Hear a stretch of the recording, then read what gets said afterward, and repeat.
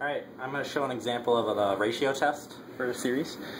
So first we're going to show what the ratio test is.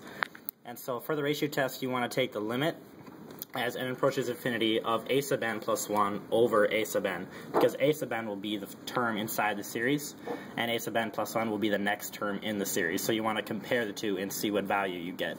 And so if L is greater than 1, you know the test diverges.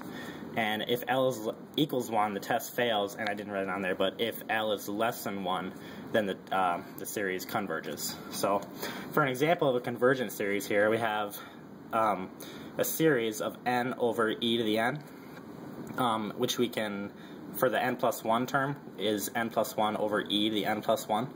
So taking the limit, using our rule up here, we have a limit of, as n approaches infinity, of n plus 1 over e times e to the n, which is e to the n plus 1, times the reciprocal of this, which is e to the n over n. And you can see that the e to the n's there cancel out, so you get the limit as n approaches infinity of n plus 1 over e times n. And so separating that into things we can actually think about, the limit of n approaches infinity of n plus 1 over n times 1 over e, and you know that n plus 1 over n will slowly approach 1 as it grows bigger. And so taking that 1 times 1 over e, which is a constant, you can see that 1 over e is going to be some value less than 1. And so since that, by our rules, is less than 1, you can see that the series converges. And so that is an example of a convergent series.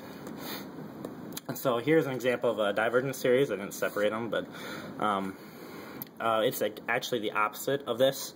So the series of e to the n over n. And so the n plus 1 term would be e to the n plus 1 over n plus 1.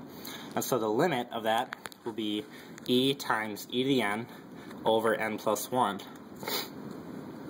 since that's e to the n plus 1 again, times n over e to the n, since that's a reciprocal of this.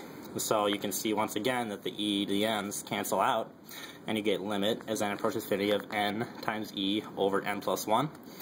And so the limit of, as n approaches infinity, of n over n plus 1, separating out the e there, times e, you can see once again that n over n plus 1, just like n plus 1 over n, will approach 1, and times the constant e will be greater than 1, since that's like 2.7 something.